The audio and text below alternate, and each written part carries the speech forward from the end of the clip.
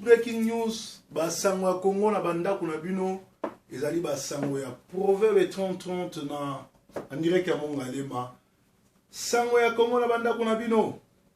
Eza koyinda. Parce que loka liboso master nanga Gabriel Mokia na yebisa kiyo na masolo to solo yi dernièrement obima collabo pe aussi de sa moto peuple a rosanza yo Vital Kamerhe azo kosa yo otiaki temi ba déclaration sali et sopi o mabe pe population et comprendre que oza vrai collabo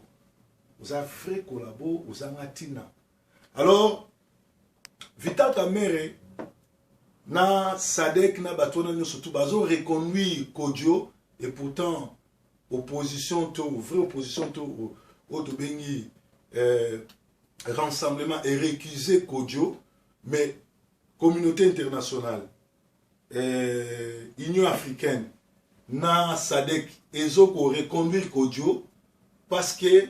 bango les bazana posa Kabila vanda na pouvoir pour bazo piller ba richesse ya Congo. Bamboka tout ezali pembe na Congo ezo lia ezo vivre na ba richesse ya Congo. Alors faut bazala un président imbécile, un président analphabète, un président débile, un président maniaque, un président zoba. C'est-à-dire Kabila na monde entier le président le plus zoba, le plus imbécile, le plus azanga mael. Alors la ligne batu a peu perdre. Batu ya fidèle na Vital Kamerhe. Batu nyo surtout oyo bosi pota Kabila bolandanga. Allez toquer 1 2 3. Kabila za imbécile, Kabila zali débile mental, Kabila za na conscient intellectuel -5, Kabila za le président le plus zoba au monde. Ya momoni batu nyo surtout ya Union africaine ya pays wana nyo surtout bazoli na Kabila tika na pouvoir pour bazo sali. Bazali copier ba richesse ya Congo. Oh, match s'est tourné, mokile s'est changé, Congola fuma mimiso. To comme na 21e siècle et sika wapi Congo Yesu azote ya mapartout Yesu le rayaka ayaka kofonga batu miso peuple congolais aza afonga miso soki tembe tozo kende siko totala pourquoi Kabila azokima population ba na stade akomi ko boya ba population ba na stade pourquoi Kabila azobanga parce que peuple congolais va décider soki le 19 décembre à Longwete tokobomana solo tolanda peuple congolais tokobomana na Kabila so à Longwete na pouvoir tolanda ni rétro de la semaine.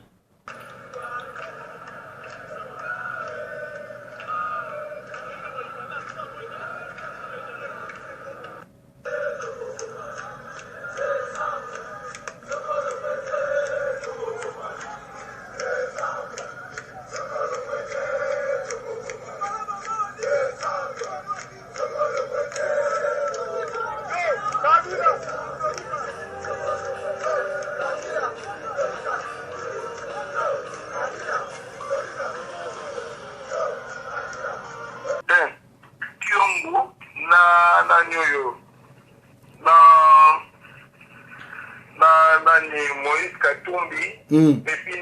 Félix Tshisekedi, bango batibaza kotinda ye aboma batu.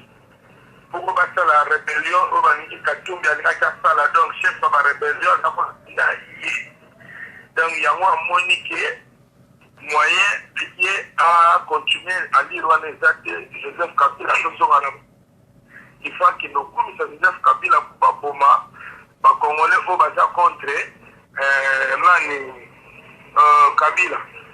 yango azongi na mokili aokene sous prison te ya zongi pa kubisane kanambi donc yango wana donc ba komi ba obi ke non mutom soki mutom oyo ya de soki asali eloko te soki nani procureur général asali eloko te donc soit ba ke buka peuple ba ke buka prison makala. Allô? Oui, allô? Ozo craché, ce qui peuple a ça, ce qui loba au lobby nini?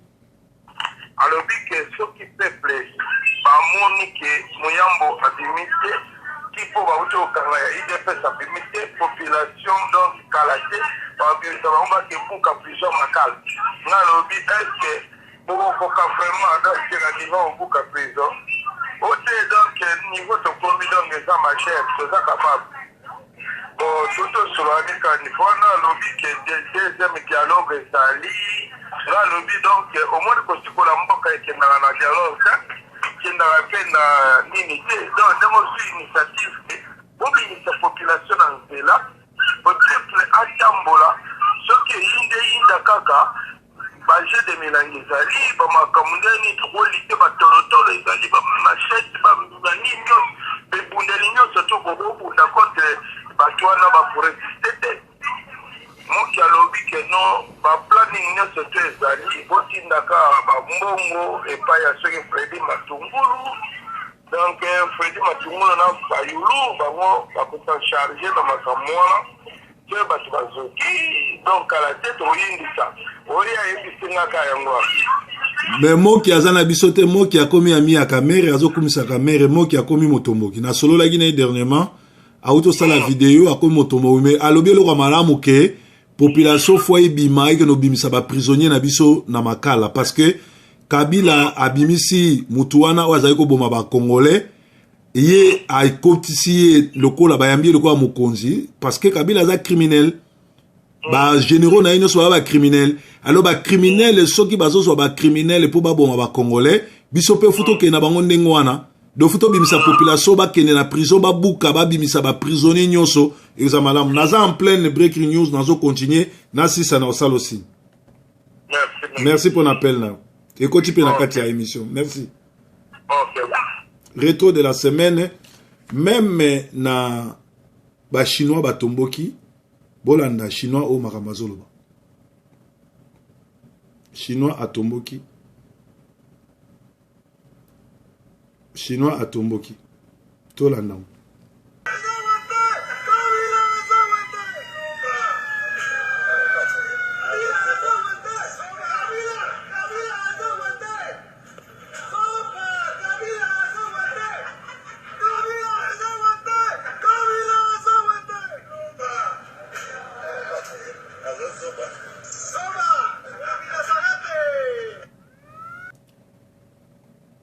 Américains bazo ko travailler désormais pour la transition salama sans les génocidaires rwandais Kabila. Oni euti ko révélé que Kagame alingaki a créé nouveau état na est ya Congo tina batika rwandais Kabila za la président Congo yangwana mais ba okokate po to sito timbeli ba. Rétro de la semaine avec Proverbe 30 les messagers de la bonne nouvelle. Pasteur à diaspora na kati ya Sentinel TV pe bozolanda biso André qui à Canada na Sofkins TV. Kabila craint les supporters parce que les supporters crient sur lui parce que ces gens-là l'insultent et lui dit qu'ils en ont marre de Kabila. Kabila doit dégager, doit partir. Talati na zoba ya kanyama akangi ba citoyen congolais a sali ba montage na bango ba théâtre ba rwandais na Congo ba salaka atie bango mo ba diamba pembeni mo ba machette a lui ba tozo tia trouble bango na mais et pourtant na Katanga ba kangi mutu abomaki ba congolais mutu allié ba chair humaine ole ba kangaye ba tie na boloko bango ba yambié pour à témoigner que Tshisekedi na Kiungu na Katumbi bato batindaki ye après bakanga batwana. Donc Kabila a zo comprendre que Esili, d'ailleurs un diplomate, un ami diplomate sur Azana Kinshasa sur place Albagi, Kabila c'est un débile qui n'arrive pas à comprendre qu'il a lâché, il va se retrouver seul. Ce Kabila ne comprend pas qu'il est relâché, il va se retrouver seul. Alors les États-Unis travaillent désormais pour une transition sans les criminels Kabila. Les États-Unis ont déjà travaillé pour la transition sans criminel Kabila Zala. Alors, beaucoup l'ont déjà Thomas Periolo, ou Azali, représentant des États-Unis dans le pays à Grand Lac, lobby Azala qui dans la communauté européenne à Bruxelles, Abi Bazo travaille déjà, Nengenini Bakogi Sala, pour être, après le 19 décembre, va organiser des élections sans Kabila, sans criminel à Kabila. Alors, Awa, Nazo Kenobenda, Eva, ceux qui Eza, Bazaïna, Matoi, on va battu à MLC, il va battu à Jean-Pierre Mbemba. Et c'est ce qui va que Makamunyo surtout sur le Galion à Congo, Moutou appelle ça Kabila force, ils allaient Jean-Pierre Mbemba parce que acceptable qu'il est inacceptable. Nangonga Oyo, rassemblement est clair, le 19 décembre, le Kola, Constitution, ce qui est président de la République, ou à sortant, n'a fait un mandat, n'a eu 3 mois avant de faire un mandat, il faut organiser l'élection. Ce qui a organisé l'élection, c'était le 19 septembre, c'est-à-dire, à quoi, Parlement quoi, Sénat quoi, il faut population et son pouvoir. C'est l'article 64. Or, population, c'est l'opposition. Et l'opposition, c'est les rassemblements. Alors, rassemblement et le pouvoir. De toute façon, bidon football, il y a comme une côte sans rassemblement parce que pour le bibo kokan. Vous avez place parce que jusque-là, bino na gizenga, il y a palou, vous allez très très haut, pesa Kabila pouvoir. En 2006, puis en 2011, P12, je crois 11. Donc, vous travaillez, vous allez collaborer avec Kabila, puis vous aider. Alors, il faut s'arranger les peuples azali. Donc, ezali koyokana. Désormais, une transition au Congo sans Kabila, parce que les magistrats comprennent qu'il y a un mokolo o bayokana qui a le 7 ou le 8, il fallait kende pour constatuer qu'on y ma proposition Seigneur Kosenga pour prolonger l'élection. Alors, bazaki incapable, cour constitutionnelle, bazaki incapable de siéger parce que ninga na bango bakimaki pour bazalaki déjà informé que Kabila a cause à la sous président Congo, alors ça ne sert à rien. Mandat nécessaire, bako que nous s'arrêter pour placer à tombeau qui opération babindako et bandi baboyi lobby bakende kokutanana population et boyi baki opération de bindako et bandi puisque il faut auto suspendre cours et tribunaux parce que les cours moko ils ont travaillé dans le système rwandais avec criminels ils allaient pour protéger la population te batwa batu ils ont respecté il faut tout stopper parlement où ils ont dirigé par des aventuriers des criminels où ils ont cautionné nyonso aux criminels à Zosala puis il faut tout stopper tout dissoudre CENI où ils ont dirigé par un rwandais Léon Lubit alias Kengo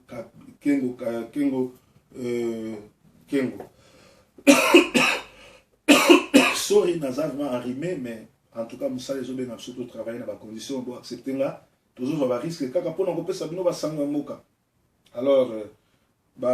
lobby sous un diplomate en poste nous a fait savoir que Kabila illettré débile n'arrive pas à comprendre qu'il se retrouvera seul car la débandade a déjà débuté dans son camp. Débandade de ces bandits na kanaye tu as perdre babandi déjà ko kima ko zo ba position ba mususu baza likolomoko na Congo likolomo libanda bana na bango ba bien na bango ba mona ba mususu ko kimisa ba jeep na Brazzaville to éviter ceux qui ba rebattre la paix am na bango ndengwana ba tu as perdre ba komi ko zo ba position très bientôt mir moko lokola mir o sépara les États-Unis na Mexico et ko Kabola Rwanda Burundi na Uganda ce qui tu annexé à na Congo te tu tiens mir lokola mir oyo et Kabola États-Unis na Mexique ce que meki ko sauter mir wana ba betio masasi parce que ba criminel il faut pas vendre na kana bango ya ba criminel biso bata kimia faut to vendre na kana biso bata kimia biso ba congolais toza puissant toza monene mais to nyokola ba to pembelité sauf Mobutu asalaka jena savimbi ya koboma ba ngolais to senga pardon parce que ça qui politique à Mobutu mais ça politique à ba congolais. Joe Dalton, au boye bien na combat Fabien ya TV, Chango TV, ou aza face le roi qui simbi face le roi démon, a expliqué bien pourquoi chaque émission à Salaka a ba injonction que t'es pas secrétaire général et a PPRD l'envoûter les criminels Mouva Sakani. Joe Dalton ba émission nyonso à Salaka ou bino botalaka moto a pesaka ba article moto a lobelaka sala boye ezali bongo Mouva Sakani waza criminel pe azali bongo envoûté. Kabila azali actionnaire ya na exploitation ya pétrole ya lac Tanganyika mais RDC est bimi 127e pays donc dernier pays oyo etonda ba pauvre biso pays moko richement béni scandale géologique tango nzamba lalaka atiki kobwaka ba richesse nyonso to mokili na Congo ba pays nyonso tout frontalier ya biso ba pays nyonso to Afrique et Kabila tika na pouvoir pour Kabila za un imbécile ya président na ba monate azotika ba pays wana nyonso tout ba piller ba richesse na biso yango moni ba congolais bazo kufa pauvre. Kabila oyo adoraka ngombe, un incirconcis, un démoniaque en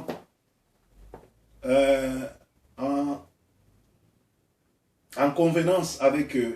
quelques pasteurs, soi-disant pasteurs charlatans, bazoko sa peuple qui azali 4e président,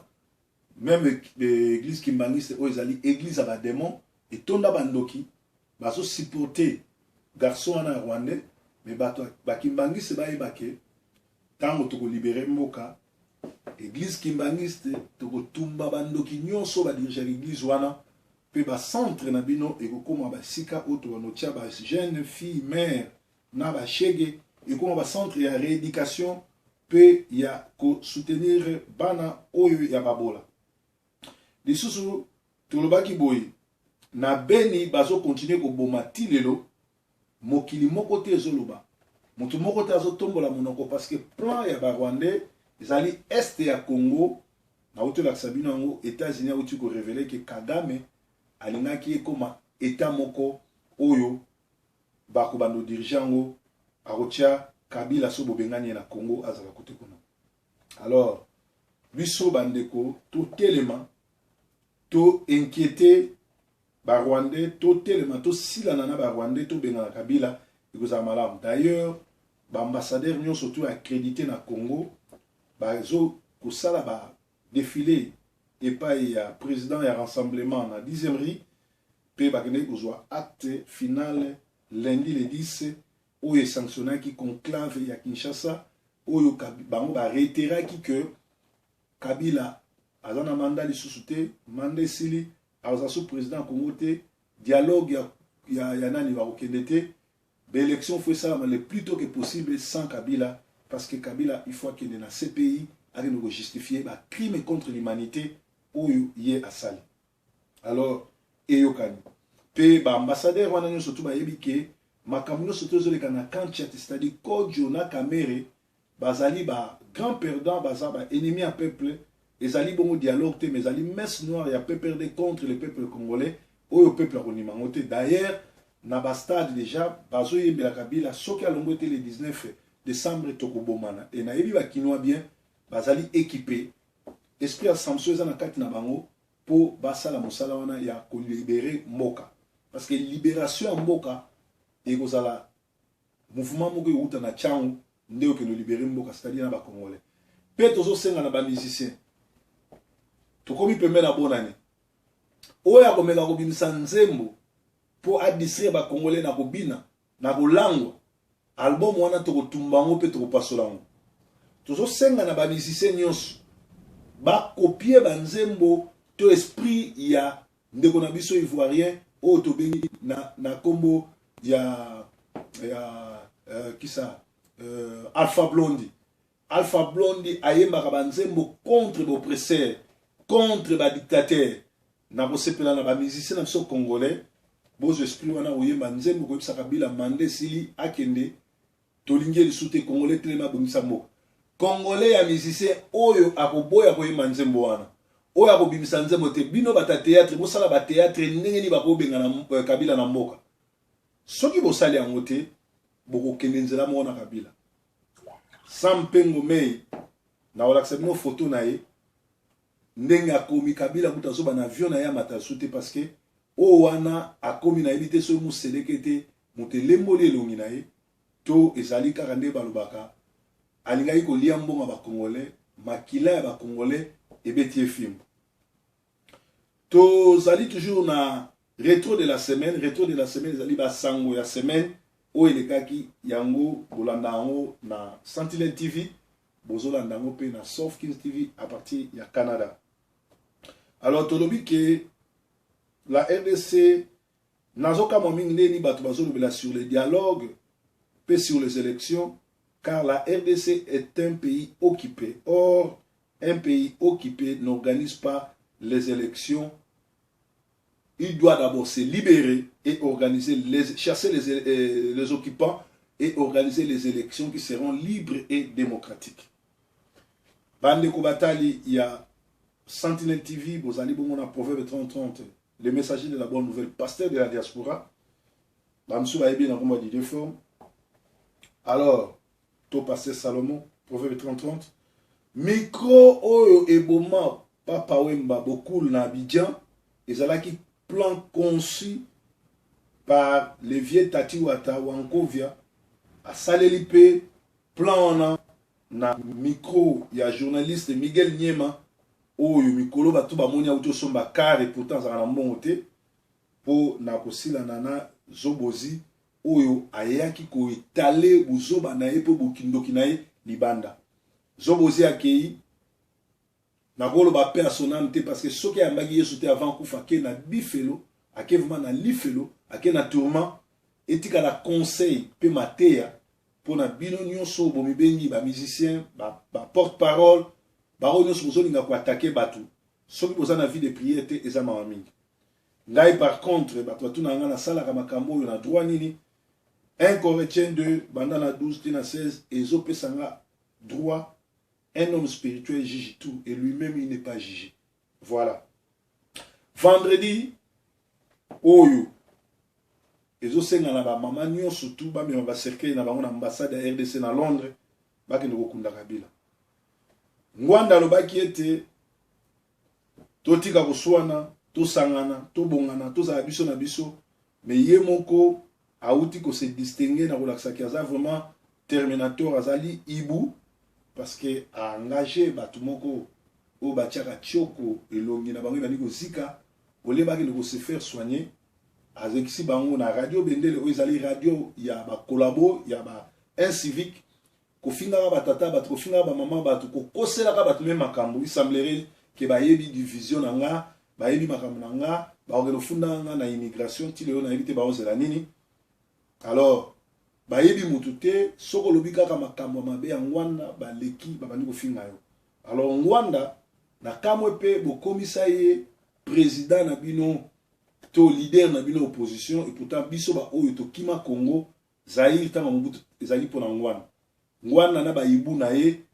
vieux terminateur aboma étudiant aboma ba chrétien na marche le 16 février na Kinshasa boye biango c'était ngwanda. Alors je ne les reconnais pas comme leader soki azali vrai leader na ngonga oyo ba congolais bazo bima libanda pona ko bima ko benga na Kabila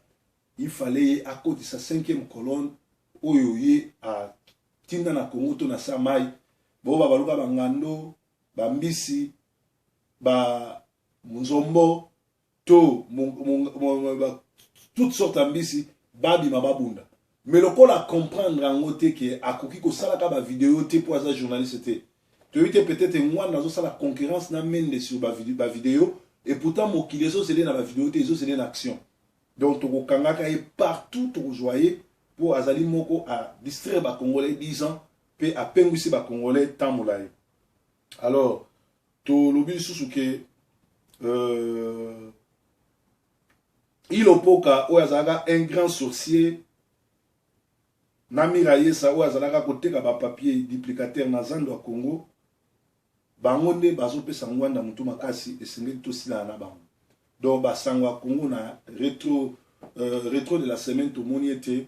Gabriel Mokia Vital Kamerhe Kossier Vital Kamerhe